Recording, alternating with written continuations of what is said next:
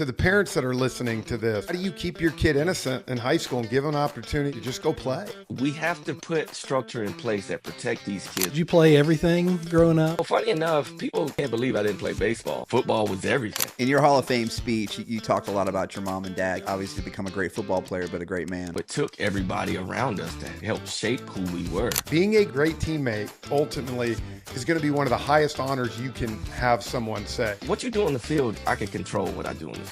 But it's, those moments in the locker room. If you're a cornerback, I don't care how good you are, you're going to get burned sometimes. So anytime I got beat, man, I'm just looking at the next play. What's your advice to all the young girls and boys listening out there that want to be the next Champ Bailey? What's going to determine how far you go is really how you work. How did your older brother Ronald not get a great nickname? My parents weren't creative at the time.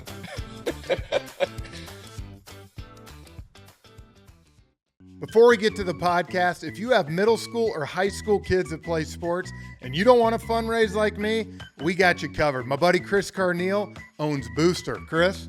We help schools and sports teams raise funds in a super fun and engaging way. In fact, the last 22 years, we've raised $750 million, and we can't wait to help you. Choose booster.com. Welcome back to Pure Athlete. I am Jeff Francoeur along with Britt Lee and Brad Williams. And guys, I'm excited about today's guest. Obviously, I'm a Clemson fan, but you two being Georgia Tech guys, today's guest just whacks y'all up and down the field every year. Both sides of the ball. Both sides of the ball. How does that feel being a Tech guy? Yeah. I think there was a lot of votes cast to have him leave after 3 years. I think we were We very much weren't pro disappointed, that's leaving for to go sure. to the NFL. I think we talked to the NFL agents and the scouts and told him he was ready, Oh, really ready to man. go after 3 years. He's fun to watch. He was, and so I'm gonna bring him on here in a second. But the pride and joy of Folkston, Georgia, just came from an athletic family, but a great role model, Pro Football Hall of Famer, also obviously College Football Hall of Famer, and played at the University of Georgia, and then just had a great career in the NFL. And I can't wait to hear him because we always talk about brothers pushing each other or siblings, sisters pushing each other. I would imagine there were quite some stories in this household growing up. So you know what, Champ Bailey, thanks for joining us, man. Thanks, guys. Great to see you. Oh man, so first, before we dig into that, kind of let everybody know what you're up to today. And I know you're living in Atlanta.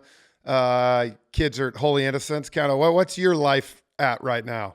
Well, right now, I'm sort of settling in retirement, I would say. I'm 10 years out now, believe it or not.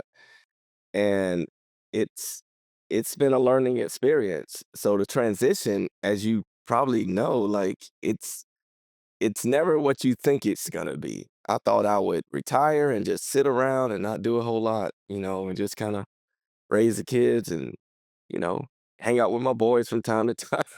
That's what I found myself doing, was really entrenching myself in business and reconnecting with people here in the state of Georgia since I moved back 10 years ago. And it's been a great experience. What I've realized is the powerful network that I have going to Georgia, and being back here in the state really opened my eyes to it. So from there, I started doing some business here and there with some local businesses, and that's what I've been doing. But excitingly, I found this one company through a lot of my connections, which is Positive Athlete. Now, I'm sure we were going to talk about it, but I'm going to tell you why this resonated with me. Well, it's a recognition platform. And what we do is we recognize athletes in all sports in high school across the nation. Started here in Georgia, but across the nation now. We're a national company. We recognize them for all the work they do in the community, how great a teammate they are, how hard they work, the grades, overcoming some adversity, the perseverance of these young individuals.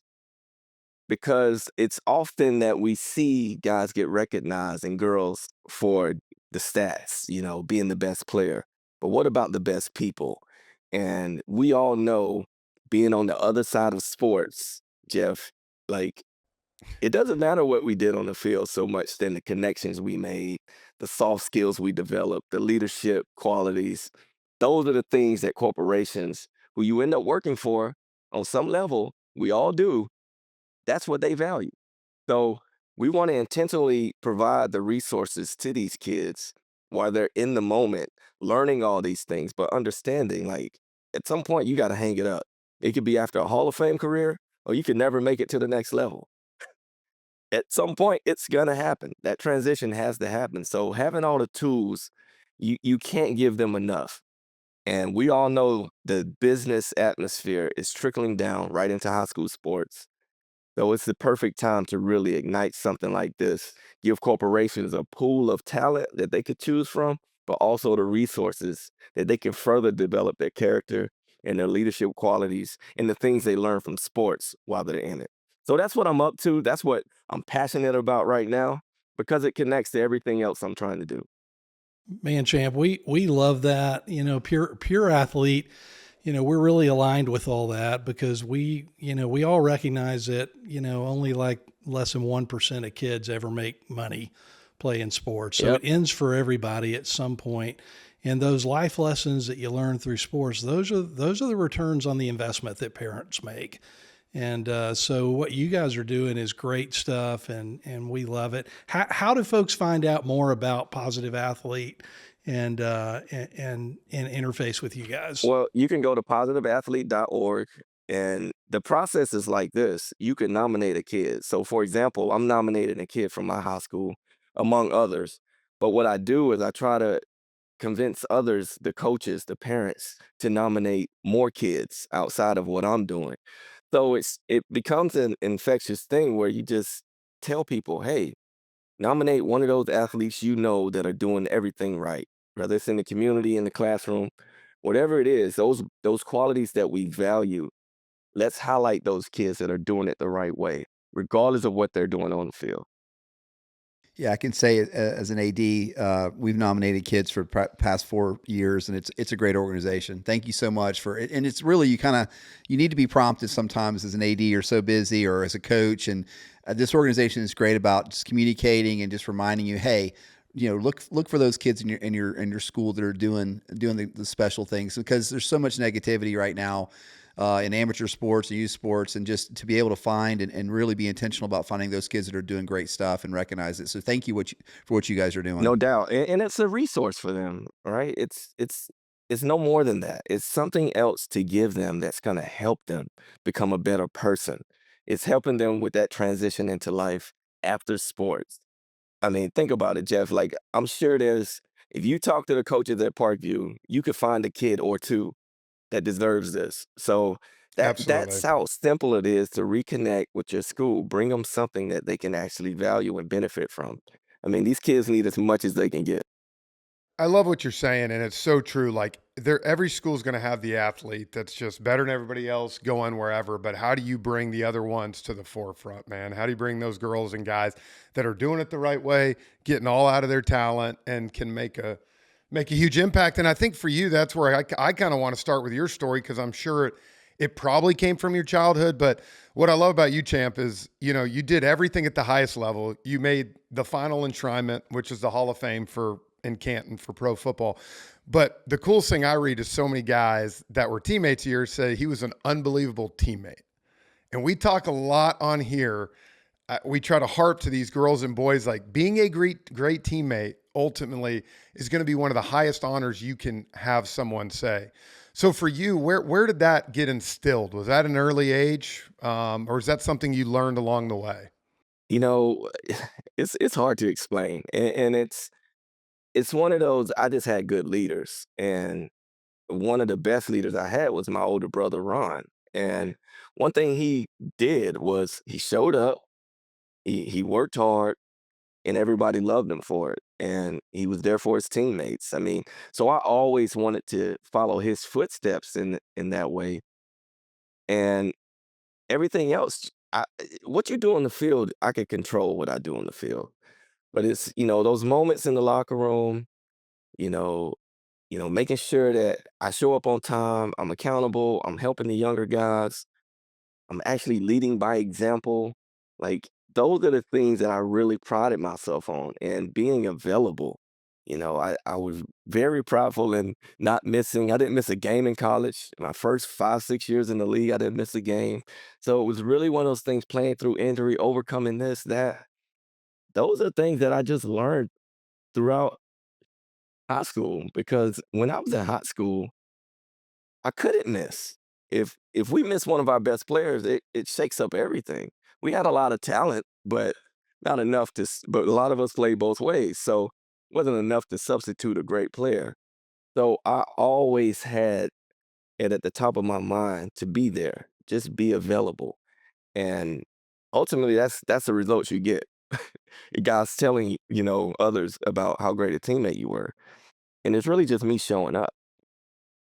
You talked about kind of like you were surprised at the network that you had built post football, but I mean that's probably it's very correlated to being a great teammate. Those It's folks remember everything that. to They it. remember how you treated them. It's Yeah. everything to it. Yeah. Yeah, on a not so serious note, like how did your older brother Ronald not get a great nickname? I mean, Champ is a Yeah, great football he must nickname. have been a Boss little is probably ticked a off. better football nickname, but like poor Ronald. I mean, he just got Ronald. Like, what was the He problem there? He came to the earth too early. That's all it was. Oh, okay. My That's what it parents weren't was. creative at the time. Did he not try to come up with his own nickname along the way to say like I got to come up with something? People tried to call him all kinds of things. The last name that stuck with him was Ron X. And I have no idea where that came from, but it didn't really stick. Some people still kind of call him that, but it's just one of those things, man. His boys, his group of friends, I mean, they still close to this day. They always tried to give him a nickname. That's great. Just didn't stick. That's hilarious. So what was the dynamic like in your household growing up? I mean, it had to be competitive as could be. It sort of was, but it was more like our community was very close. You think about Folkestone, you talking about when I grew up there, it was about 3,000 people in town. And, I was related to pretty much everybody in every neighborhood around town. So it was a big family. Although I had my brothers that I slept in the same room with, we grew up in the same house, but right next door was my grandmother and my uncles and my aunt. And it was very close knit. So we found ourselves more teaming up than going against each other. Right. So it was more like us against them. So, That's kind of not fair. and for, Yeah, that wasn't fair. no, it depends on what we were doing, right? Some guys Yeah, want to yeah. fight. Some guys, want to race. Some guys want to play football, So there's always, what is the battle this week? So we were close in that way. We looked out for each other. And we had others that looked out for us too, because one thing about it, everybody knows who the potential future stars are. So we were highly protected once people knew that we were good at something. So people kind of took care of us, and fortunate enough for us, they kept us out of trouble, even though we tried our best to get in trouble. But Yeah. it was a community thing, man. And I think that's really what enabled us to stay on the path we were on, because we had boundaries that were set up by the folks that cared about us. And, fortunate enough for me, I can look back and reflect and laugh about those times, but, things could have went off the rails at any moment. Yeah, I guess you're right though. In a town of 3,000, like if you do something, everybody's going to know about Everybody, it. everybody. Yeah. I can people, we didn't even have phones. My mom would know we were on the other side of town when we weren't supposed to be before we get back home. Like, how did she find out and know what? I mean, it was just one of those things. Like, word travels fast, so you couldn't get away with anything. Community though, man. Oh, yeah. That's awesome. So did you play everything growing up, or what was sports like for you? Funny enough, people can't believe I didn't play baseball, and I tell them all the time, like, we couldn't afford gloves, uh, and we weren't pushed to play baseball. It just wasn't our thing. Football was everything. Basketball was sort of a close second. Didn't have a track program, didn't have soccer. Our head coach for football, he was a golf coach at high school, but hell, by the time you get to high school, try to learn golf, I mean, a little too Yeah. late, right? So, Yeah, yeah. so it was just some things we were just priced out. And fortunate enough for us, we stuck to playing sandlot football. I mean, pick up and run. I mean, you name it. This neighborhood against that one, and there was no pads. And that's how we developed our toughness and our speed, racing each other. It was highly competitive atmosphere and folks in Georgia around that time. Well, it showed up too, and that high school has a great football tradition. I mean, yeah. gosh, that just lots of success. In your Hall of Fame speech, you talked a lot about your mom and dad. Can you talk about just kind of how they shaped you, not only obviously to become a great football player, but a great man?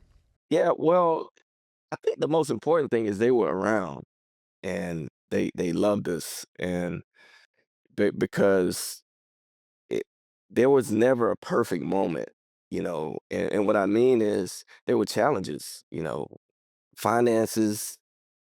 I mean, you name it, we had to deal with it. And, fortunate enough for us, we had a grandma that was very intuitive with what was going on in the family. And she was the entrepreneur in the family, although we didn't see it or understand it at the time. But looking back, she really did demonstrate what it meant to take care of your whole family. So I try to emulate a lot of the things I learned from her.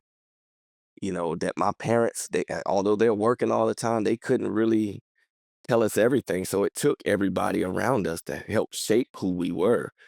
And my grandma, she was probably the best example of what I'm trying to do today. The housing that she created for people back then, I didn't realize she was doing it, but she was. And I saw it. I didn't know how to appreciate it being so immature. But in hindsight, I reflect on that. I'm like, man, she was really demonstrating what it meant to be a leader in your community. So I take those traits and I try to transfer it to what's going on today and how I can help give back when I do go back home. Because I still try to do a lot back home now. That's awesome, man. Yeah. So we fast forward a little bit. You're in high school. What was your recruiting process like? I always love it when we have athletes on here. I love to ask just kind of what it was. Did you always kind of want to go to Georgia, or were you looking at some other schools too? Well, my older brother, Ron, who I told you I tried to emulate, Yep. he went to Georgia first. So it was pretty clear that I probably was going to follow his footsteps, right? But I definitely held out as long as I could. I took visits to Auburn, Georgia Tech, South Carolina. Hey guys, there you Yeah, go. I did He good. at least We got he to at least visit. stepped on campus We besides got the football we got to stadium visit. at There we Georgia. go. You had We a gotta much visit. better time at Georgia. I always had this respect for Tech. Like, if they're not playing Georgia, I'm rooting for Tech. So you got me there. We appreciate that. But, we um, There you appreciate go, that. guys. I did have my final visit to Florida, and I ended up canceling that visit and committing to Georgia shortly after that. So, and if you remember, Steve Spurrier was the coach. And Oh yeah. if you're a dog fan, you hated You hate Steve him. Spurrier. It was almost personal, like the way people talked about him. So for him to come to my house and recruit me was a big deal because he was popular. And regardless if I hated him or not, he was still Steve Spurrier. So that was a great experience. I do remember a couple years later, I had Steve Spurrier when I was with the Redskins Yeah. in Washington. And everybody just kept calling me like, man, how can you play for him? Like, what are you? I'm a pro. Like, I don't have a choice. I like getting paid, people. Yeah, I it's like getting paid. all that stuff in college is college stuff. Like, this guy, he's one of the best dudes I've been around. And to this day, man, still one of the best coaches I've had. Easy to work for. I mean, just wanted to have a good time. And I got to say, man, I appreciated everything that he did for me at the time because it opened my eyes to a lot of the leadership things that he was trying to push. And, great dude. But that was sort of my experience and my experience with Spurrier. I kind of went off on that, but that Well, was he that. loved getting a rise. He loved getting a rise out. loved My to wife tweak went to Georgia. Georgia, man, and her mom and dad went. And what was that one he always had? Play Georgia the first 2 weeks because they're going to have at least a few guys suspended. Oh, my He God. just I had some remember that great so quotes, clearly. man. Yeah, He and had that's some why good we ones. hated him, because he would say stuff Yeah. like that. All the Absolutely. time. But he was doing it to get under everybody's skin. There's no But I doubt think he about meant it. that stuff. Like, he's really one of those candid speaking guys. Like he just says stuff. And, Yeah. it's like, and then you think about, oh yeah, he's probably right. We probably are gonna have a couple guys suspended. So Now that you actually say that, I do have one question because before, and we'll get back to this kind of off topic, but why do you think a lot of those awesome college coaches struggle transitioning to the NFL? well, I can tell you why he struggled. And it was more when you're in college, your scheme can really work. But when you're in the pros, it's not about your scheme. It's about matchups. And college has kind of gotten to that point where it's more about the matchups. But back then, for example, he would have these routes. They were cover two beaters. Like most teams, you're gonna get that. Stick a guy in front of the linebacker, he's gonna bite, and you get a right guy right behind him, called a high-low. He tried that religiously in the league. Well, one team is gonna play cover two this way. Another team is gonna play it this way. So cover two doesn't mean the same thing across the board. You need Yeah. to understand how Troy Polamalu plays it compared to Ed Reed, because they're gonna play it differently. So you have to make adjustments. And he never did that. I never saw him do it. I think he tried to adjust to it, but by then, the culture of your team is we're losing organization. And, that kind of, when adversity hits, you don't know how to fight through it. And that's basically what's the culture of the Washington franchise for years. And I don't blame him for getting out of the deal that he was in. I mean, we got out of there at the same time. So it was kind of a run away from the issues over there. So it was a little bit of other things factor into that. But for me, that's why a guy like him struggled. And college and pros are just different. Everybody's very good. So you got to know who the players are. Champ, I want to jump back to high school for a minute because we talked to a lot of people, and you played at every level, and a lot of folks still talk about high school as the most fun. What was your high school experience? What's your best memory of all that? Oh, man. I mean, big games. you know, I had a weird senior year, and people like really don't understand like what it was like back then. I never played cornerback in high school. So it's hard for people to believe that. Like, how do I become a Hall of Fame corner and I never played in high school? Well, if you remember the landscape of high school football back then, it was mostly runs. Like everybody was running the ball. So I played quarterback for my first 3.5 years, and then I played running back the last half of my senior year because our top running back got hurt, who was highly recruited. And for me, I didn't realize I was out of position at quarterback until I started playing running back. And although I was technically a running back at quarterback, it just felt so much better to not have the ball in my hands and get the ball Get the while I'm rock. looking at the line and I can actually read the blocks properly.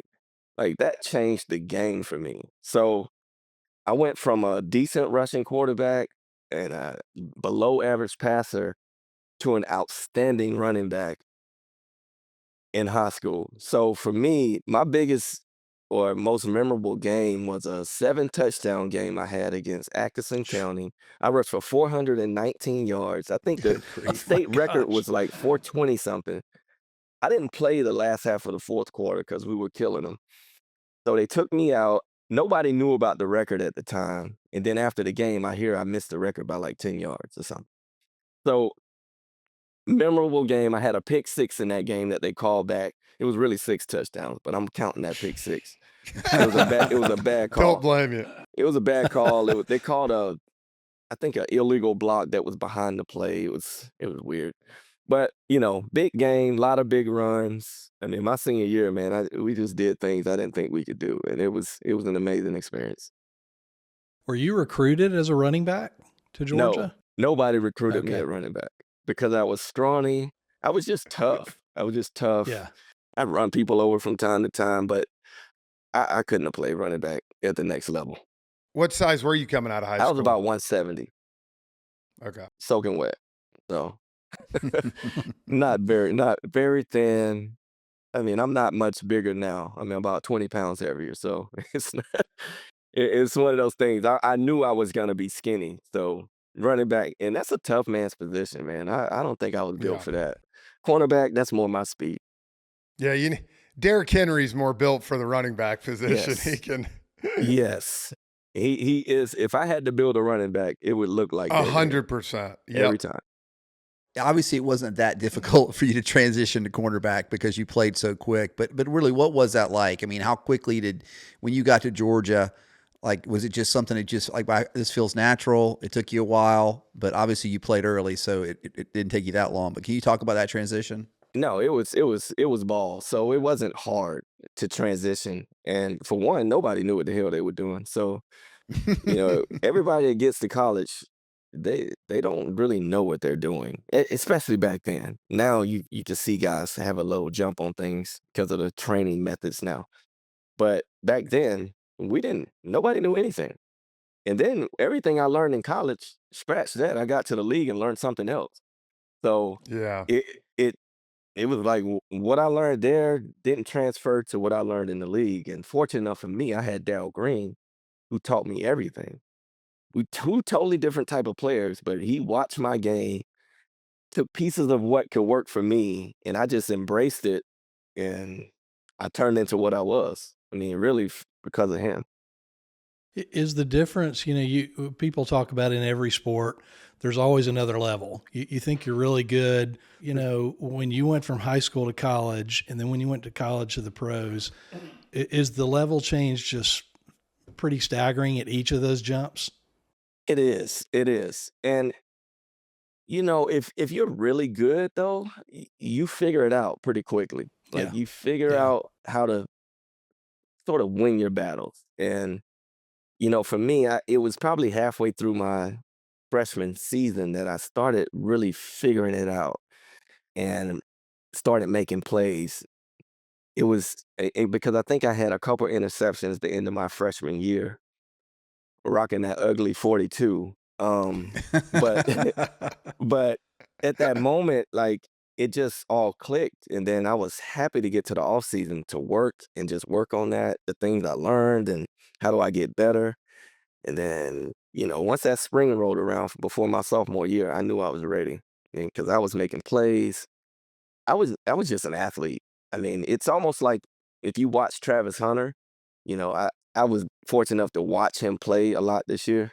He's just a great athlete. Now, when he gets to the league, he's gonna really learn how to play corner if that's his primary position.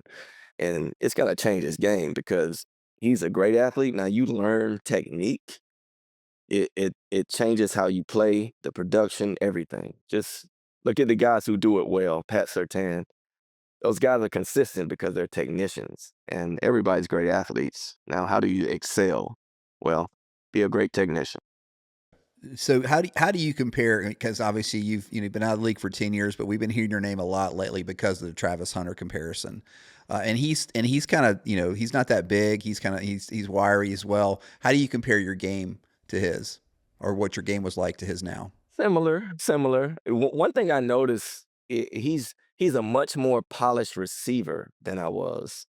But when you look at how he plays, he loves football. Like I think if there is one thing that we have in common, we both love playing. We hated leaving the field. Like it wasn't a moment I was on the sideline that I didn't want to get right back in. So I could see that passion, which is why he has such a high ceiling. Whatever he decides to do, he's on a Hall of Fame trajectory. It's all about injuries for him because he's gonna be Yeah. productive. I don't care what he does. So that's the thing that I see in relative to me because it's it's hard for me to say what he's gonna do, but it's easy for me to see that whatever he does, he's gonna be great at it because he just loves football. He got my full respect, man, playing in the bowl game. In the day and age of sitting out, he was counterculture, man, and said, I'm gonna go out there and play. And I've always said this, like if I'm a team and I'm looking to draft a guy, like you said, you love the game. Yeah, I'm drafting a guy that loves football, Yep. that wants to do it all the time. yeah. I see in baseball all the time, they give these $200 million contracts to guys that don't like to play. They don't love the game. Yeah. And I'm like, if they get one bump in the road, man, they'll shut it down. You And so know, I think you're right for him. His you're right, passion will drive him. Jeff. And to add something to that, I completely understand why they don't play. I completely get it. Like, 100%. and I always go back to, who are the leaders? Who are the adults in the room? We have to put structure in place that protect these kids where they don't have to make these decisions. And that's the unfortunate part of it is college football is all over the place right now. There is nothing. Every year they're coming up with new rules. It's like, we know what needs to happen. We know these kids need to be compensated, but put structure in place where we can really focus on what matters, and that's their development. Regardless of Yep. what they do after this, they can go to the league, they can go work for some company, but if they're not developed pros, regardless of what they decide to do, then we're failing the kids. So, but they need structure. Everybody thrives better when they have boundaries and they have some kind of structured organization to work for. That's just, anybody running an organization can tell you that. Like, anybody on the Yeah. team, No. you gotta know what the boundaries are, and everybody has to know, and the rules have to be clear and steady and stable.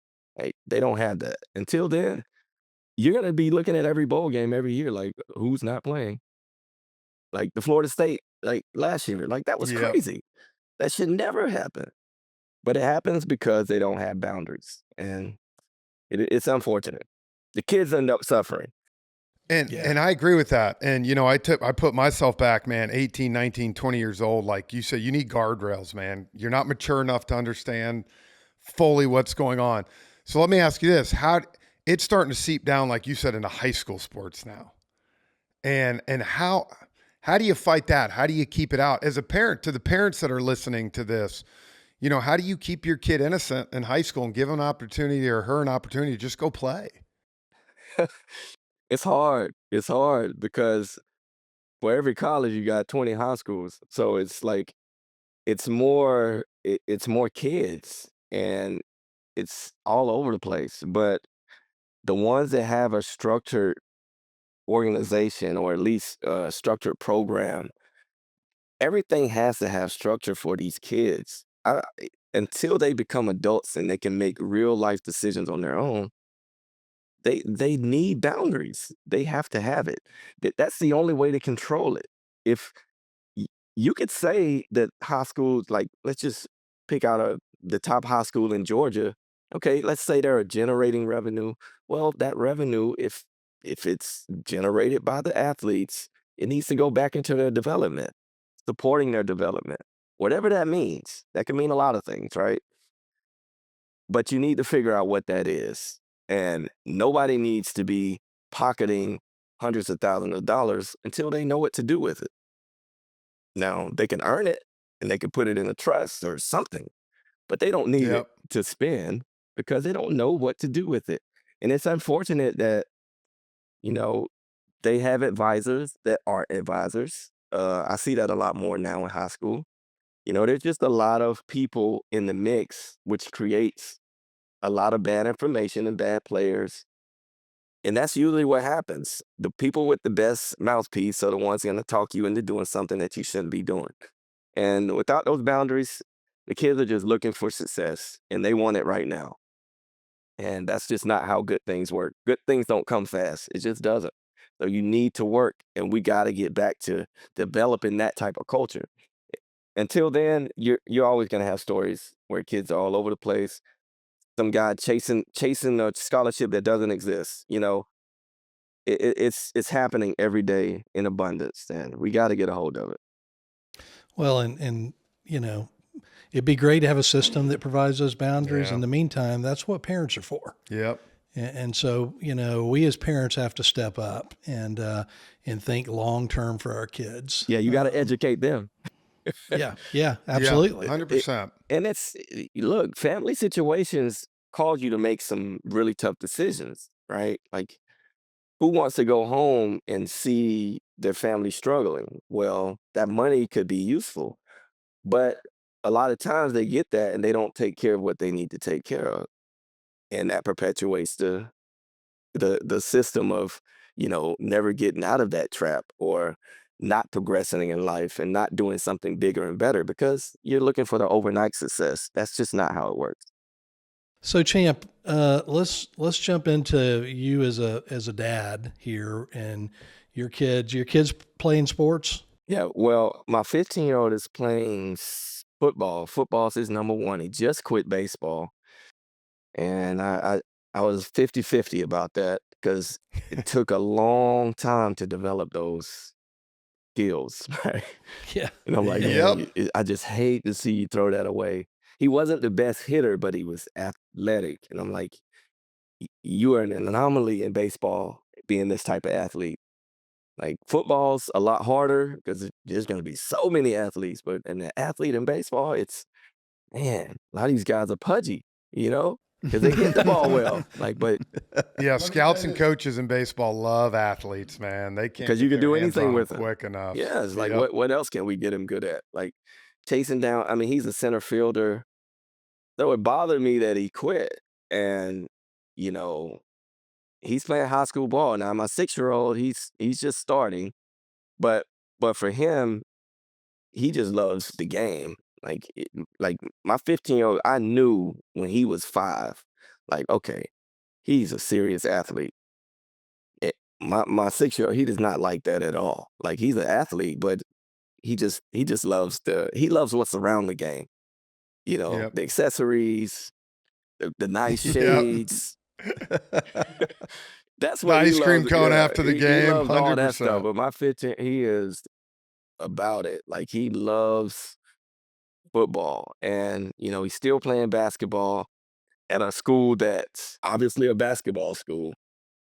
So the writing's a little bit on the wall. Like you're not gonna probably play basketball with these guys. These dudes come here to play basketball. So it's one of those situations. But I gotta give. He's very competitive. So whatever he does, I mean, he's a straight A student. I mean, he does all the right things. So it's like for me, that's all I care about. You're consistent. You love to work. You're a great student. Everything you do, you excel at. I just stay out of the way. If you want to go to this camp, let's go because it's motivated by him. I'm not having to talk him into working. He's asking me to get off the couch. That's what it's like. And I think for any dad, that's how you want it. You want them to motivate you to help them. And that's what he's doing. And I'm like, I don't have to push it. I don't have to make him go work out. Coaches are asking them to do stuff on their own. Well, we're already doing that, coach. So it's just one of those things. I'm happy that he's self-driven and whatever he does, he's gonna be fine. He's a freshman. Obviously a lot of time to screw it up. But at the same time, I don't have any doubt that he's gonna get it right because his reputation, you know how it is. Your reputation is what it is. And if you have any slip ups, that's what gets you out of it. Because you're not that kind of kid. And we all know problems come from left and right. It's all about how you deal with them. And, for me, I'm just proud that he's on that track. It's just keeping him on it. Whether he does sports at the next level or not. He definitely has a shot, but we all know you got to hang him up at some point. My question would be, you talked about, I like it, adversity, being able to come back from things when it punches you down. What's one or two moments that you can give our listeners where you might have really gone through adversity and how you were able to drive through that? You know, uh, it, it, I think in high school there was always challenges, so I could hold as a I guess a wholesome look at it. I could say poverty wasn't thing, like not having a lot, and having to deal with that. But we had a lot of people that supported us, and if we needed things, we could probably get it if it was a dire need for it. So getting through that was a challenge, but I gotta say, the first time I got hurt, because remember I said I never missed a game in high school, never in college, never in the league. So the first time I got hurt, and it was random because it was my 99th game that I got hurt in. So I'm about to play 100 straight games, starting 100 straight games in the league to start my career, and I miss it. And guess who it's against? I'm with the Broncos now. It's against the Commanders. So I'm like, it's my Hunters game against my old team, and I can't play. You want action. Oh Yeah. my God. It was the most miserable. I mean, it might seem like something, oh, yeah, it's just an injury. Yeah, I missed 2 games because of that injury, but it was the way it went down. At the time, I hurt my hamstring. It's nothing you can do as a corner when you hurt your hamstring. It's nothing. Yeah, you done. You can't tackle, you can't chase, gut you it can't do out. anything. Yeah, I was gonna say, if you're a fat boy up front, you can, but not at there. It was challenging because you got to think, not only did I miss those 2 games, I'm trying to come back, but I'm still hurt because I'm so mad at myself for missing anything. But I've seen guys go through this. So I just went back to the experiences I've seen guys, experience. I look around and, I've seen guys deal with more. So perspective really helped me come out of it. But man, it Yeah. was challenging. It was depressing. Yeah, I hated sitting on the sideline. I've never spent a day in my life sitting on the sideline. And now I'm all of a sudden on the sideline. That just didn't make sense. Champ, I mean, I know you probably watched a ton of sports, all different types of sports. Where do you think, in terms of every possible position and every possible sport, the cornerback, your position rates in terms of athleticism? Because Athleticism? my perspective, I don't think there's anybody better. in No. sports I think than he them. just You teeing it I up think, for I him? think he just gave you his answer with his face. Any sport. I mean, I'm all serious, though. sports, nobody better. No more Yeah. physically challenging job than playing cornerback. No doubt. You got to be a superb athlete. You don't think a catcher in baseball is up there? Respect. I want to follow up on that because you talk about athleticism, but we talk a whole lot about kids learning to put failure behind them and move on to the next play. And if you're a cornerback, I don't care how good you are, you're going to get burned sometimes. So how did you learn mentally to deal with that? Because you're exposed, everybody sees it, but boom, you got to come back out there next series and strap it on and get going. I honestly can't tell you why or how. You just have to. It's hard to really explain, when bad things happen. The funny thing is you learn not to let bad things happen over and over. And you accept the fact that they do happen. Yeah, you're mad for a second, but you also realize you can redeem yourself on the next play. You lose this week, you can redeem yourself the next week. So there's always moments where you can kind of get revenge, so to speak, and really bounce back. So anytime I got beat, man, I'm just looking at the next play. Like, okay, you got it. Back at it. I don't I don't know why I was wired like that. Maybe it was experience or just mental toughness that I can't explain. It was just what it was. Like this is what it takes to get the job done. I've seen my boy Darryl Green get beat over there twice. He ain't even saying anything. He don't care. Same thing Yeah. with Dion. Like I've seen the greatest corners of all time get beat and don't bat an eye. Like I learned that early in my career. I got beat in college from time to time, but I was playing so much, I didn't have time to think about it. Yeah. But in the league, you get beat all the time. You give up a 15-yard route, like it feels like a lot, but really that's not much in the league. Like that's a gimme. Just don't let it go over your head. And if it does, oh, next play. So it's really the experiences I've learned and watching other guys. I learned a lot from my teammates. So I never was shy about learning from guys that could do nothing for me and the ones that could do the most for me. So that's how I was wired. I can't really dial it in on one thing. I love Yeah, it learning is from your great. teammates, man. I think there's not enough of that. Oh yeah. My last question for you, man, is what's your advice to all the young girls and boys listening out there that want to be the next Champ Bailey, that want to at least play at a high level in college and have an opportunity? I and when you say the next champ, I understand what you mean, but there's only one you. So be honest with yourself about who you are. But what's going to determine how far you go is really how you work. The way you work when people aren't watching, when they are watching, just understanding and embracing, the power of leadership, of being in a group that has great leaders and then taking those qualities and then passing them down. Like y- it's really just believing in yourself and putting in the work. Work, work, work. Can't be understated. It's so cliche, but when I reflect, that's the only reason I got to where I was. I believed in myself and I worked my butt off. And looking back, that's what got me through those dark times when I was hurt. That's what got me through everything. Was just the work. I worked through it, and I kept that faith that I was one of the best. And the only way you feel that way is by how you work. All the greatest will tell you the same thing. They their work really determines how they feel about themselves and their game, and and it shows. It shows. The results show, and you don't want to have to tell everybody you're great. Everybody will do it for you, and the moment that happens, then the work is paying off. It's great I advice. got Yeah. I got one last question, Brett. You maybe have one. We always do this, but can you talk about what the moment was like when you got the call that you were getting in the Hall of Fame? Okay, so the call was a bad thing when I went in. The knock was the thing. The knock on the Ah, door. yeah, Okay, that's right. okay. Yeah. So it's I'm glad they don't do this anymore. But you got to imagine 15 guys sitting in a hotel room, only 7 or 8 are going to get the knock.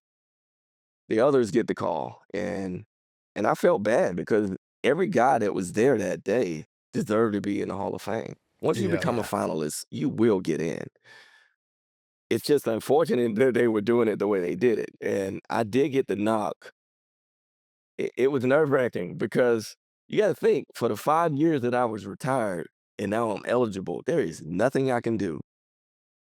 There is nothing I could do. Now, one thing that I feel like helped me was the bridges I built, my relationship with media, those things, and not burning bridges that didn't need to be burned.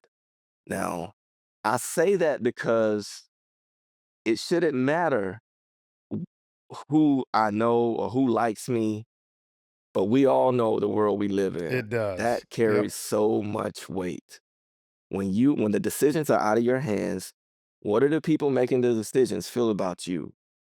As a person, as a player, like those things matter. They really do. It's unfortunate, but that's the way it is.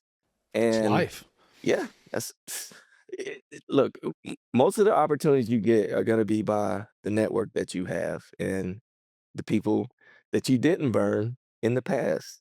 Most of the I think about this all the time. I talked to one of the teammates that knew he wasn't going to the league at the time, but I talk to him now more, and he was a walk-on, and that's Lieutenant Governor Burt Jones.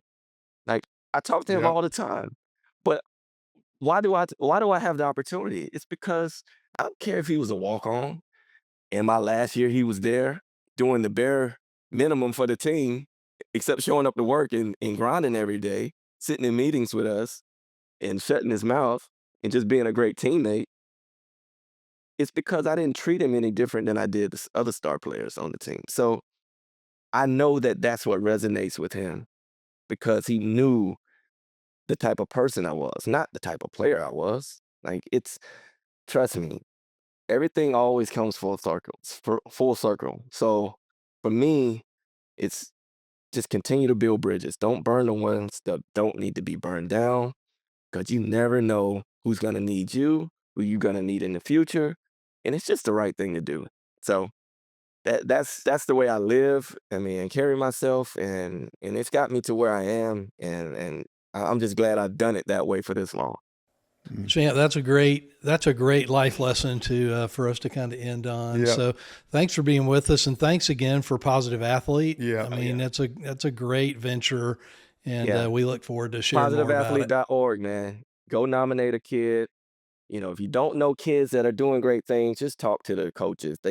I'm sure they got an abundance of stories. Every coach out there should be nominating at least one kid, in every sport. This is girls and boys, ninth through 12th grade. So, it's a good tool for them to get involved with, get on the platform, and let's enhance those abilities, man.